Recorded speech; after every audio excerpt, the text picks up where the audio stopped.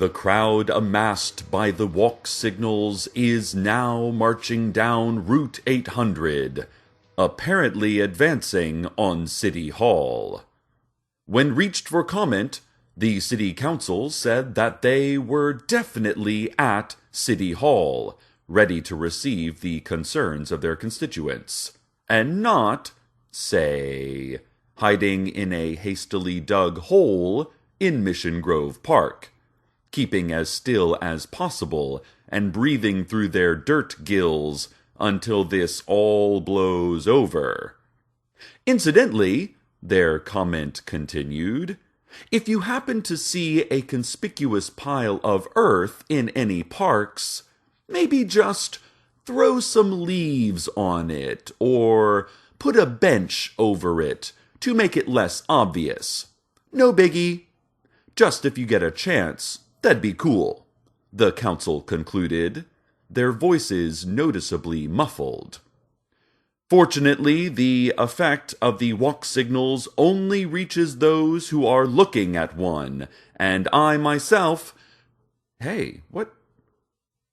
How did that get in here? Listeners, there is a walk signal in my studio. Walk, it says. I must walk. The signal is saying so. I will have to leave my desk in order to do that. And so, before I go, I take you to the walk-through. The walk.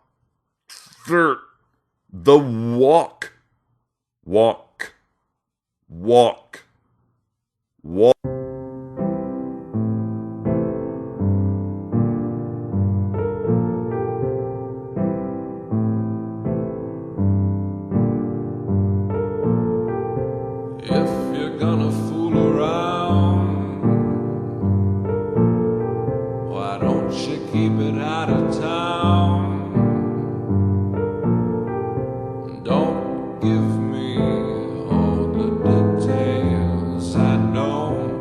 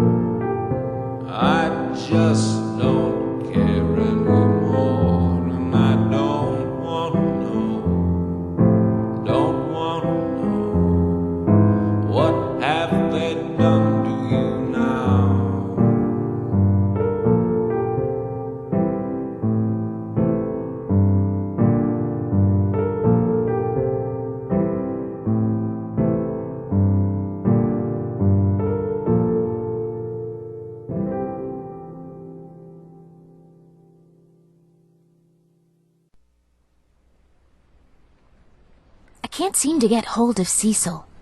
I'm trying to tell him something important, but just as I showed up here again, he announced the weather. The weather is beautiful here. Cecil cannot hear me, and I do not remember what I wanted to say. I remember the table at my grandfather's house. It had carved legs in the shape of a myriad of animals, spiraling around each other, whole ecosystems within each leg. But it was also well used. We ate there, we talked there, we lived around it, in rows and columns delineated by chairs and space. I remember diagonals of sunlight in the late afternoon, drawn across its flat expanse, transversed by my grandfather's hand as he swept it through whatever story he was telling, to highlight the words with motion, to motion us closer to the words. I remember my mother as rapt as I was. I remember my brother as rapt as I was. I remember that I haven't seen my mother or my brother for months now. And in some ways, I miss that table more than I miss them.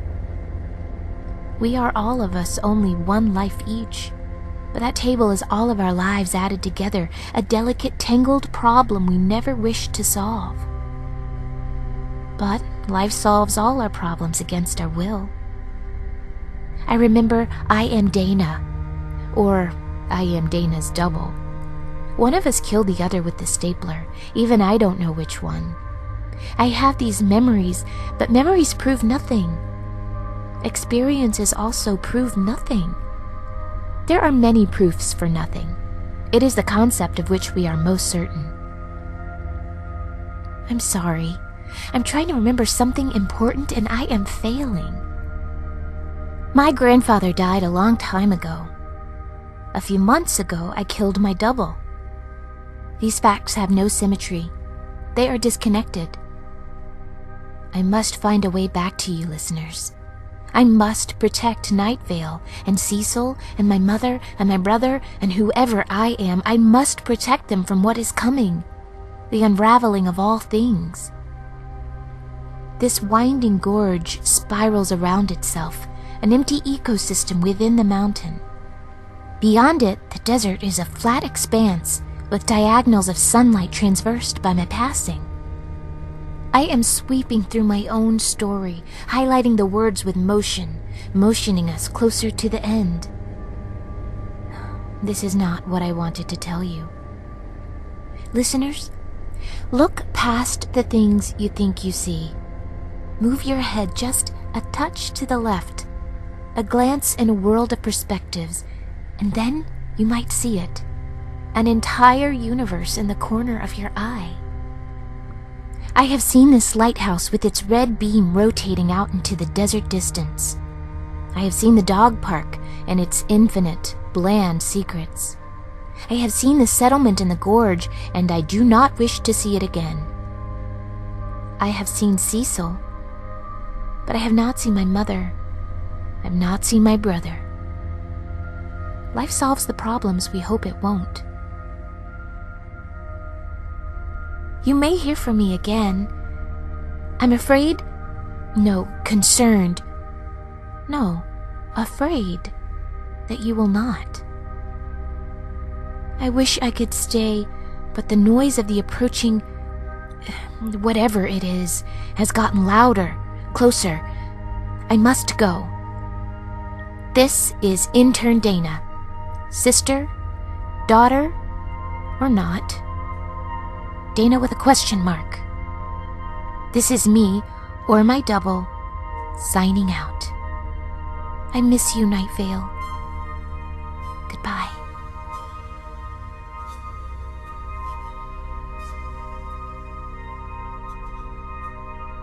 And so we are all saved again. I'll be honest, Nightvale, that was the most worried I've been in some time. And how we were saved was so unlikely and miraculous that I feel that today will become one of the standard tales told every year on Frightening Day. Certainly, It is a story I will never forget. Here is where I leave you. Not to walk away. I think I will avoid walking for a while, but certainly to go somewhere, to see someone. And I don't know. If he suggests a walk, I might change my mind. He can be as persuasive as hypnotic malfunctioning city equipment sometimes, as the old saying goes. Stay tuned next for the noises of my hurried retreat, echoing first as sound and then as memory, and maybe then again as part of tonight's fractured dreaming. Good night, Night Vale. Good night. Welcome to Night Vale is a production of Commonplace Books. It is written by Joseph Fink and Jeffrey Cranor, and produced by Joseph Fink. The voice of Night Vale is Cecil Baldwin. The voice of Dana was Jasika Nicole. Original music by Disparition. All of it can be found at disparition.info or at disparition.bandcamp.com. This episode's weather was What Have They Done to You Now by Daniel Knox. Find out more at danielknox.com. Comments, questions? Email us at nightvale@commonplacebooks.com or follow us on Twitter at Nightvale Radio.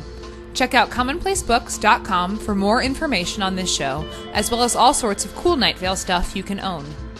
And while you're there, consider clicking the donate link. That'd be cool of you. Today's proverb: please move your brain so we can get to the drugs, and stop leaving it there. We've talked about this.